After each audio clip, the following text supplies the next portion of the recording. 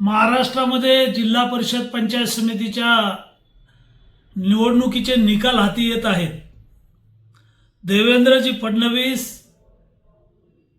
माननीय प्रदेशाध्यक्ष रवींद्रजी चव्हाण, चंद्रशेखरजी बावनकुळे यांच्या नेतृत्वामध्ये महाराष्ट्रामध्ये ज्या निवडणुका झालेल्या आहेत, जिल्हा परिषदेचे निकाल जे हाती आलेले आहेत, महाराष्ट्रात भारतीय जनता पक्ष एक नंबरचा पक्ष म्हणून पुढे आलेला आहे।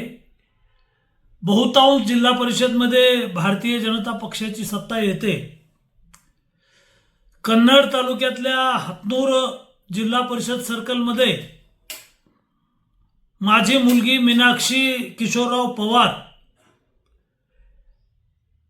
यांना हातनूर सर्कलच्या जनतेनं मतदान केलेलं आहे, निवडून दिलेलं आहे।